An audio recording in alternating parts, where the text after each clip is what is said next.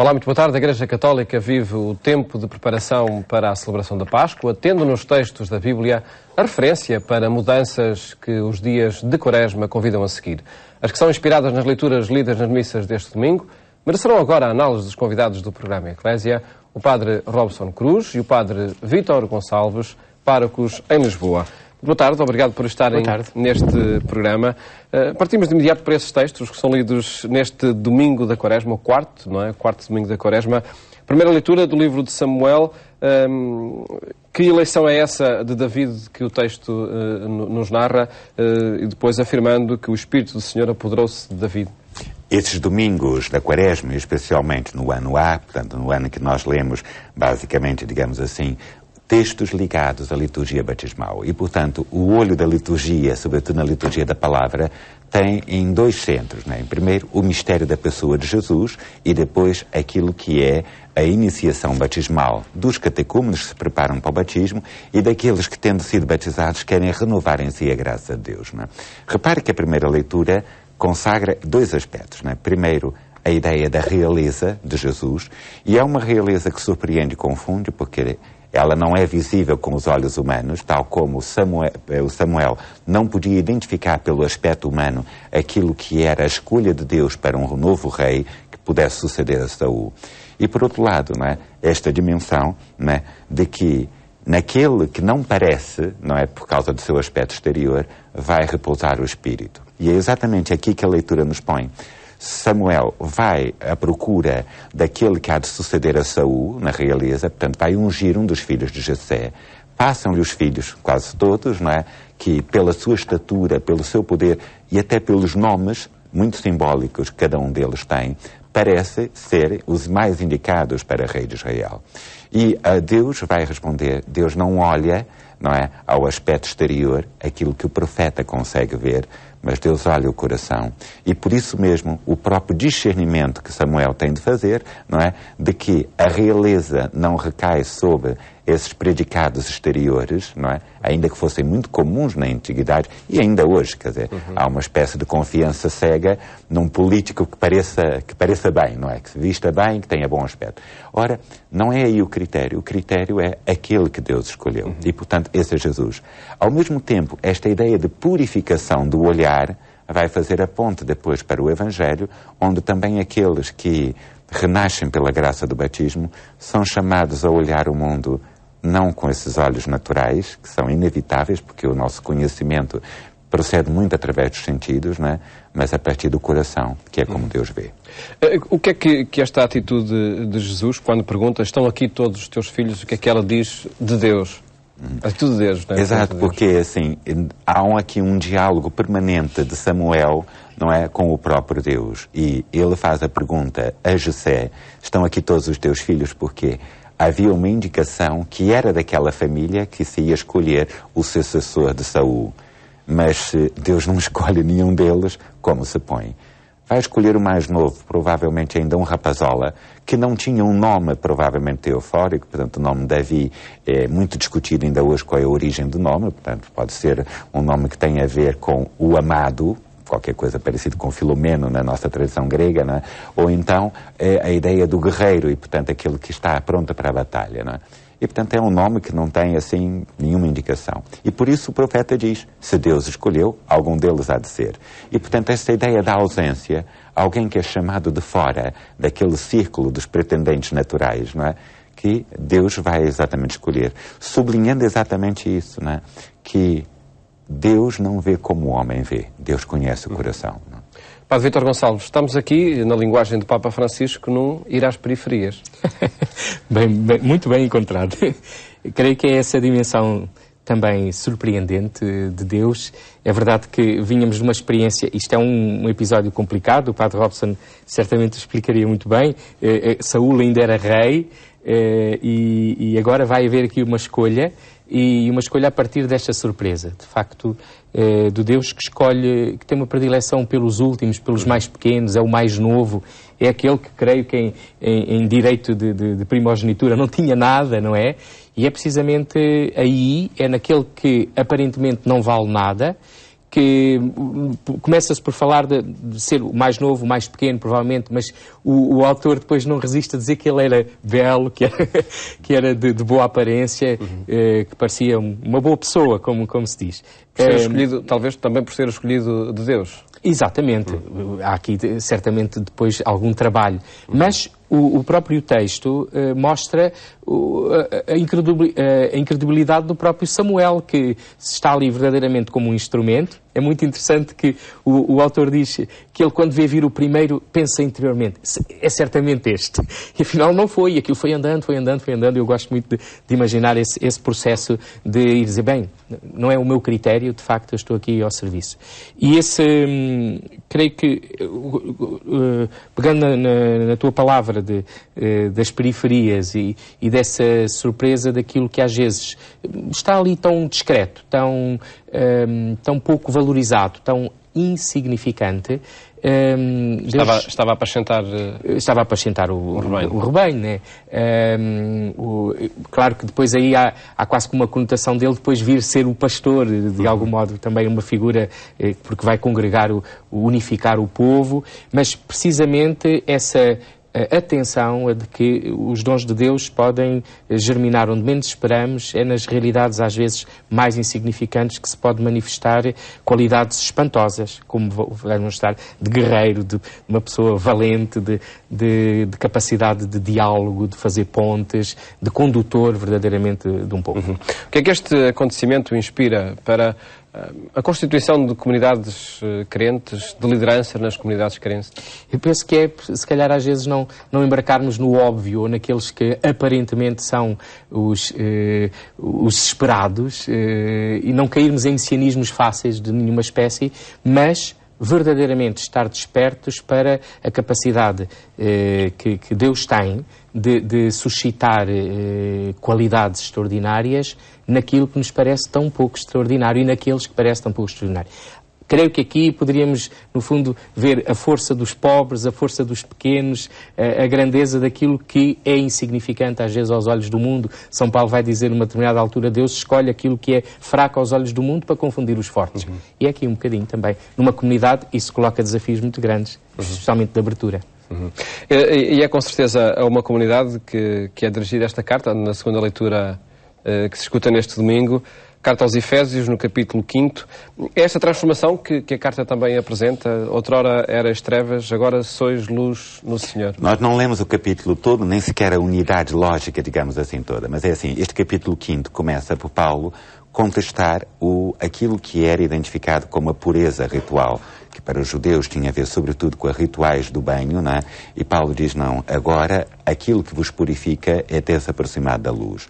Nos versículos que precedem a leitura que nos é proposta, Paulo fala, só a luz que vem de Cristo pode verdadeiramente levar o homem a ser uma nova criatura, vencendo a imoralidade, vencendo as paixões, vencendo o desejo de vingança e de mal que existe no coração.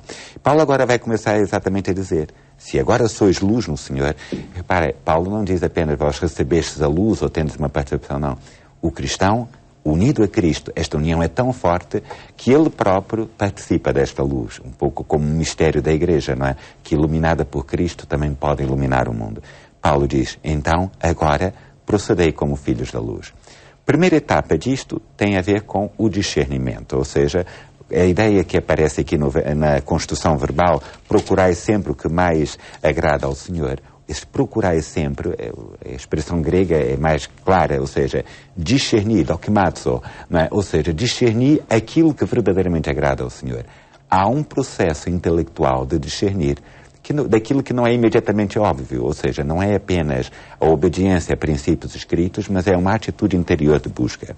Depois, a ideia de não tomar parte nas obras das trevas, e Paulo aqui é muito exigente, ou seja, quem renasceu pela graça de Cristo não pode viver em situações ambíguas, não é? E, portanto, é mesmo chamado a viver esta vida nova.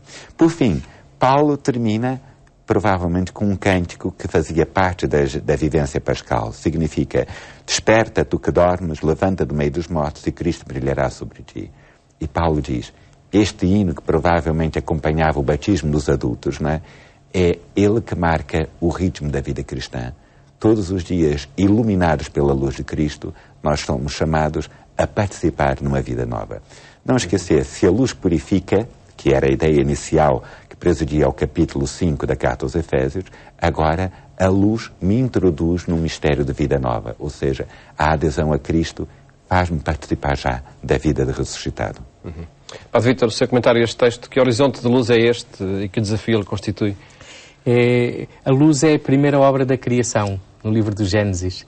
E, de facto, nós que vivemos num tempo onde podemos ligar um interruptor ou saímos à rua e mesmo em plena noite há luz. Faz-nos, se calhar, muita confusão um tempo em que não haja a eletricidade até para muitas outras coisas. Curiosamente, há uma série de ficção científica que passa num dos canais de cabo que se chama, que é parte desse pressuposto num futuro, de repente apagar-se tudo o que é elétrico e como é que se vive com isso. Mas aqui, neste contexto, é precisamente essa passagem das trevas à luz com o sentido de uma recriação também nova. Nós estamos em contexto pascal, quaresmal e pascal, portanto este viver como filhos da luz tem claramente uma perspectiva ética. Há uma expectativa de um mundo, do mundo entendido como realidade, aonde ainda nem sempre chegou esta luz de Deus, que os cristãos vivam com uma atitude de luz, vivam como luz, que o seu viver possa, de facto, brilhar no meio daquilo que são as trevas, tantas vezes, dos esquemas demasiado, eu não ia dizer demasiado humanos, não, demasiado desumanos. E, portanto, esta luz que tem um poder de redimir e que não é algo simplesmente exterior. Nós estamos habituados a olhar para a luz como algo fora.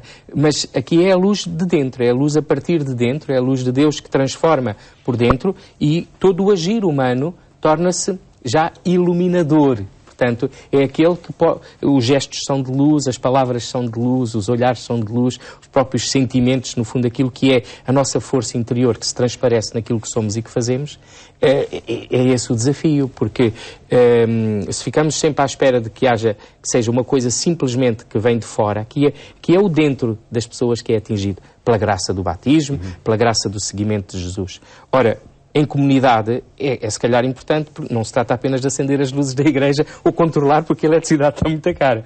Mas trata-se de perceber até que ponto nós somos pessoas que iluminamos a realidade. Que trazemos uma luz pela ação do Espírito às situações, aos problemas, aos obstáculos, às dificuldades. Consiste em dar sentido? Não é só dar sentido, é criar relação, é criar comunhão, é criar... porque eu posso dar sentido, mas ficar sem agir, não é? Não, aqui trata-se mesmo como a luz se espalha. É interessante, a água também se espalha imenso, mas a luz onde apanha algum obstáculo não o contorna, esse obstáculo tapa. Ora, não podemos ser obstáculo a essa luz de Deus e, pelo contrário, temos que refletir em todas as realidades humanas. Ao mesmo tempo, isto é também uma identificação do próprio Deus, porque é na ação da vida dos cristãos, daqueles que dizem que o amam, que acreditam nele, que se reflete a presença de Deus no mundo. Passamos à análise do texto do Evangelho, Padre Robson, do evangelista São João, no capítulo 9, e conta-nos a cura de um cego, não é? Para chegar, enfim, depois de uma narrativa algo longa, a essa cura. Lavei-me e comecei a ver. Os evangelhos sinóticos contam várias curas de cegos que Jesus operou, né? Sobretudo o Evangelho de Mateus tem a maior parte dessas ações, né? O que torna admirável aqui no Evangelho de São João, e concretamente neste capítulo 9, são dois aspectos. O primeiro tem a ver com ser a ilustração do dito de Jesus no capítulo 8, né? Eu sou a luz do mundo. E o que é que significa dizer que Jesus é a luz do mundo? É apenas que ele brilha sozinho, como uma joia rara numa noite de trevas, ou que ele tem a capacidade de levar esta luz, não é, a cada homem? Mas repare que essa luz tem dois aspectos, ou seja, a luz, por um lado, significa uma regeneração espiritual, ou seja, física, ou seja, o homem passa a ver, não é? Por outro lado, é uma regeneração espiritual. E é curioso porque, e gostava só de acentuar isso, né, que enquanto, digamos, a primeira parte logo do relato, sobretudo quem ler a leitura mais longa, não é, vê que imediatamente a regeneração física acontece, ou seja, o homem, depois de obedecer à ordem de Jesus de tomar bem a piscina de Siloé, passa a ver. esta regeneração espiritual, ela é progressiva. E isto é muito bonito. Se nós repararmos, por exemplo, ao longo do texto, a forma como o cego vai se dirigindo à pessoa de Jesus. Primeiro chama pelo nome, depois diz que ele é um profeta, depois diz que Jesus vem da parte de Deus, depois diz que ele é o Filho do Homem e, finalmente, o adora como Senhor. E isto é curioso porque, mesmo num processo interior, a ideia de que Jesus manda o cego ir banhar-se a piscina de Siloé não é propriamente ali ao lado e, portanto, o homem tem de fazer um processo de deslocação, sai do sítio onde está, vai à piscina chamada do enviado, também isto é significativo, não é? E, portanto, há um processo, um deslocar-se que exige esforço humano, mas que corresponde também a um processo interior de descobrir, entende, que aqui a cura física, digamos, é a ponta do iceberg maior, que é a dimensão espiritual que o texto celebra. Não é? Jesus se revela como aquele que é o dador da luz, e da luz como verdade, da luz como justiça, como bondade, como São Paulo, na leitura anterior que estávamos a ver, tinha explicitado. É por isso que este cego de nascença representa muito mais do que uma pessoa? Ele representa todos nós que estamos neste processo de ir à piscina do enviado, ou seja, o simbolismo da água do batismo não é tanto nos centrar só na eficácia de um rito sacramental, mas é sobretudo dizer todos nós estamos neste processo de progressivamente, não é, fazer a nossa conversão interior, passando das nossas pequenas cegueiras do dia a dia, não é, para este sentido de adoração a Jesus, o único que nos pode abrir verdadeiramente o olhar. É este o convite da Quaresma, este processo de conversão de que falava o Padre Robson? Claro, e principalmente com a riqueza de toda esta ação e deste processo em que acabamos por nos meter não só na pele do cego, mas se calhar também às vezes na pele dos fariseus, às vezes na pele dos pais, em que julgamos que sabemos tudo e, no fundo, há aqui um processo do saber e do conhecer que estes que são os obstáculos àquela cura, quase, e começam logo por dizer que ele é pecador, ou melhor, o texto começa pela questão do pecado e vai terminar na questão do pecado. Este homem, quem é que pecou para ele nascer cego? E Jesus vai realizar o milagre e vai fazer um processo todo e no fim volta novamente ao tema do pecado dizendo, pois a questão é que os que dizem nós vemos, nós sabemos, nós é que sabemos isto, sabem tudo, mas afinal estão cegos, eles estão cegos. Este é um texto lindíssimo, penso que é uma pena se não o escutamos e se não o lemos no contexto também do domingo, nas celebrações das comunidades.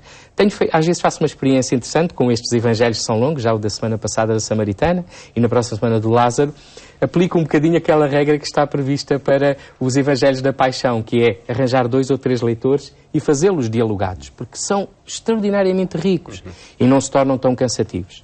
Creio que esse processo, de facto, de conhecimento e do conhecimento progressivo de Jesus e da adesão até chegar à fé e à adoração, mas essa fé só é possível quando Jesus volta a aparecer. Se nós repararmos, vamos ver que Jesus está no início e volta a aparecer no fim. E, portanto, há aqui... E volta a aparecer em que momento? No momento em que o homem é expulso da sinagoga, sem família e sem religião, sem herança, é um sem-abrigo, e o cego é procurado por Jesus que lhe oferece a possibilidade da fé. E se calhar pegamos e voltamos à primeira leitura, no fundo, a surpresa do último, do pequeno, do insignificante, daquele que até nem tem nome, mas torna-se modelo do encontro com Cristo e modelo da fé. Hoje a narrativa aconteceria, enfim, com outras personagens, não com uma piscina de Siloé, não com, enfim, com o ambiente que aqui é descrito. Em todo caso, que significado tem todas estas referências que a narrativa nos fornece e, sobretudo, hoje, em que circunstâncias tudo isto pode acontecer? Bom, a piscina tem uma referência batismal, à água do batismo. Creio que aqui, fundamentalmente aqui, nós encontramos um trabalho um bocadinho árduo do personagem que vai fazendo um processo de não saber quem é, de facto, Jesus, mas não é aquilo que eles estão a dizer. E, portanto, no contexto atual do caminho da fé, eu creio que a sugestão que este texto também nos convida tem muito a ver com a realidade de um caminho que é pessoal, que é difícil, mas que tem um contexto também comunitário. Nós já não estamos na situação destes fariseus, portanto, há dimensões comunitárias onde este homem pode ir aclarando e conhecendo a partir também da experiência de outros que foram iluminados, que passaram a ver e que passam a ver segundo os critérios de Cristo. Agora, se a piscina de Siloé é algum lugar assim muito específico, a internet não, penso que não, que ficar-se perdido. Mas uma pia batismal pode ser uma referência. É sem dúvida um grande banho de água, mas nós percebemos aqui um outro aspecto importante. Não basta só ter começado a ver fisicamente, é preciso um outro ver que é mais profundo, o tal ver à maneira de Deus, ver com o coração também. Estava ainda o Padre Robson, até que ponto estes dias de Quaresma são de facto um momento oportuno para estes itinerários de conversão? Eu acho que é assim, o próprio Santo Padre tinha deixado um bocadinho de desafio, ou seja, nós saímos da nossa autossuficiência, não é? E aprendemos esta lógica de Jesus, que sendo rico fez-se pobre por nosso amor. E repare que todo este processo aqui é cada um aprender a deixar essas certezas de que se enriquece, tipo o orgulho, a soberba, com que tantas vezes acha que há muitas certezas adquiridas, não é? E se calhar fazer um caminho mais humilde, como este homem faz, para descobrir onde é que está Jesus e qual é o dom que ele lhe oferece, não é? Uma experiência e um desafio a percorrer nestes dias de preparação para a Páscoa. Agradeço-vos terem estado aqui no programa Eclésia, onde quisemos analisar os textos da Bíblia lidos nas missas deste domingo. Votos de um bom fim de semana. Até a próxima segunda-feira, se Deus quiser.